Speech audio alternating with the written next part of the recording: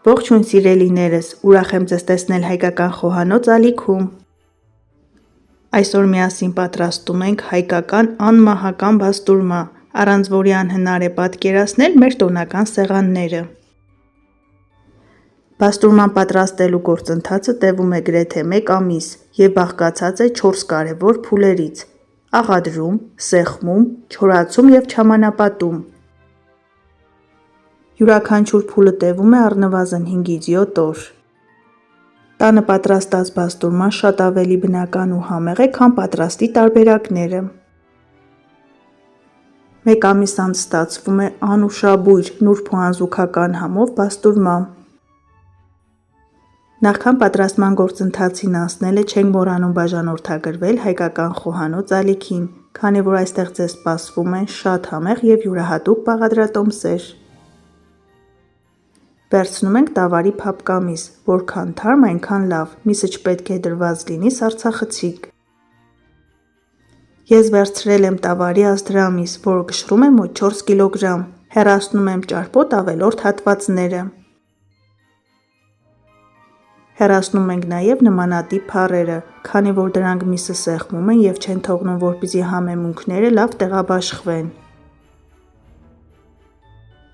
Մսակտորը պետք է ունենա առնվազն 3,5-ից 4 սմ հաստություն, որպեսզի աղի մեջ և ծանրոցի տակ դնելուց հետո շատ բարակ չստացվի։ Բարեկամներ, իմ ալիքում կգտնեք նաև թարմ հավի կրծքամսով պատրաստվող բաստուրմայի ևս մեկ հրաշալի բաղադրատոմս։ Բաղադրատոմսի հղումը կթողնեմ նկարագրությունների բաժնում։ Միսը նախապատրաստելուց հետո երկու կողմից փայտիկի միջոցով այսպես շատ լավ ծակծկում ենք, որպեսզի աղը և մնացած համեմունքները շատ լավ ներթափանցեն մսի մեջ։ Ճիշտ է, պատրաստման համար բավականին երկար ժամանակ է պահանջվում, սակայն վերջում ստանում ենք մեր իսկ ձեռքով պատրաստված բուրավետ անմահական բաստուրմա։ Հաշվի առնելով, որ 1 կգ տավարի մսի արժեքը մոտ 4000 դրամ է, իսկ 1 կգ իսկական բաստուրմայի արժեքը 12-ից 15 հազար դրամ, կարելի է ասել, որ նաև շահավետ է։ Հեռացնում ենք մսի ավելորդ հատվածները, որպեսզի տեղ-տեղ հաստ ու բարակ չստացվի։ Աղադրման համար մեզ անհրաժեշտ է 1 կգ խոշոր աղ, բայց ամբողջը միանգամից չենք օգտագործում։ Միսը աղի մեջ պետք է մնա 7 օր։ Լցնում ենք աղի կեսը և միսը բոլոր կողմերից պատում ենք աղով։ Չանհանգստանաք, որ բաստուրման կարող է աղի ստացվել, միսը վերցնում է այնքան աղ, որքան պետք է։ Տեսեք, թե որքան է հում մսի հաստությունը և որքան կլինի պատրաստ լինելուց հետո։ Միսը աղի մեջ այսպես ասած եփվում է և այն դառնում է անվտանգ հետագա գործածության համար, ինչպես գիտեք, աղը ունի մանրէազերծ հատկություն։ Լավ աղ դնելուց հետո ծածկում ենք սննդային թաղանթով, դնում ենք սառնարան և թողնում ենք ընդամենը 3 օր։ 3 օր անց հանում ենք սառնարանից, ահա տեսեք, թե որքան արյունաջուր է արձակել։ Այսպես ևս 4 օր չենք թողնում, որպեսզի մսից ավելորդ հոտ չգա, թափում ենք ջուրը և միսը առանց լվանալու ավելացնում ենք աղի մնացած մասը, դնում ենք սառնարան, թողնում ենք ևս 4 օր։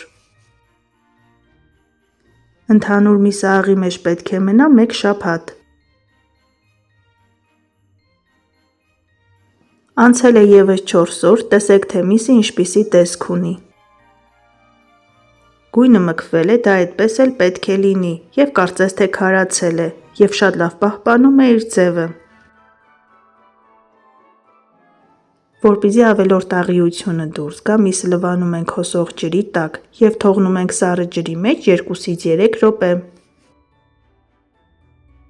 Եռման կամ տաք ջրով միսը լվանալ պետք չէ, որպեսզի մսից եփածի համ չգա, այն պետք է պարտադիր լինի սառը։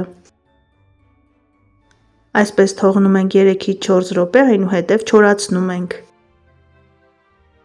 Ժամանակն է դնենք ծանրոցի տակ, որպեսզի ավելորդ հեղուկը դուրս գա, միսը սեղմվի և ստանա իր ձևը։ Մի քանի տակ այսպես խոհանոցային անձեռոցիկներ ենք դնում, չենք խնայում, միսը դնում ենք և այսպես ասած բարուրում ենք։ Ծառոցի տակ միսը թողնում ենք 7 օր, սակայն ամեն օր ստուգում ենք։ Եթե անձեռոցիկները խոնավացել են, պարտադիր փոխում ենք և կրկին դնում ենք ծանրոցի տակ։ Ես օգտագործում եմ նման ծանրոցներ, եթե ձեռքի տակ չկան, կարող եք դույլով ջուր դնել։ Արդեն անցել է 7 օր, այդ ընթացքում ես անձեռոցիկները փոխել եմ 3 անգամ։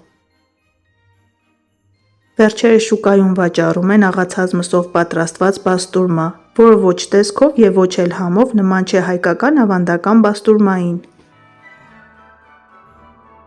Ծայրից թել ենք անցկացնում և միսը կախում ենք, որպեսզի չորանա։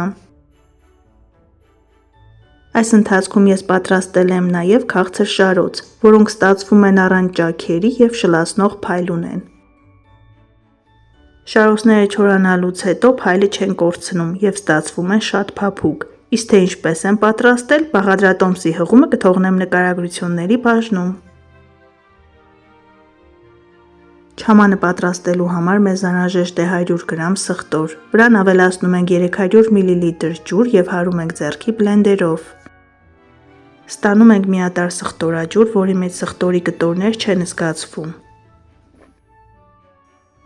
Վերցնում ենք 4 ճաշի գթալ կարմիր քաղցր պղպեղ և 3 ճաշի գթալ կարմիր կծու պղպեղ։ Մեզ անհրաժեշտ է 2 լիքը ճաշի գթալ չաման։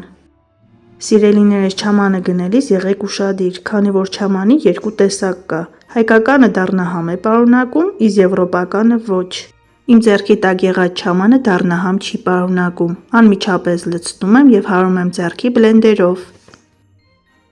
Համերը հավասարակշռելու համար օգտագործում եմ մի փոքր աղ։ Եթե զգում եք, որ ջուրը պակաս է, կարող եք ջուր ավելացնել։ Ինչպես տեսնում եք, ներկա նյութեր, գունանյութեր և ալուր չեմ օգտագործում, նախընտրում եմ ավելի բնական տարբերակը։ Պետք է ստանանք թթվասերի խտություն ունեցող զանգված, որը սառնարանում մնալուց հետո դեռևս խտանալու է։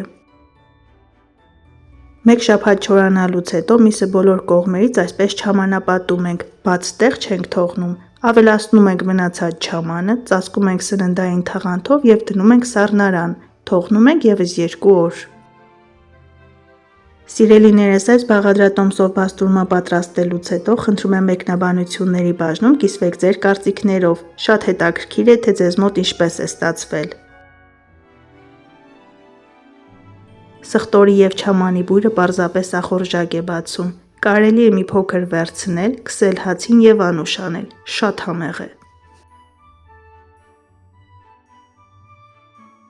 2 օր անց չամանը արդեն խտացել է, հարթեցնում ենք մսի վրա և կախում ենք չորանալու 8-ից 10 օր, կախված եղանակային պայմաններից։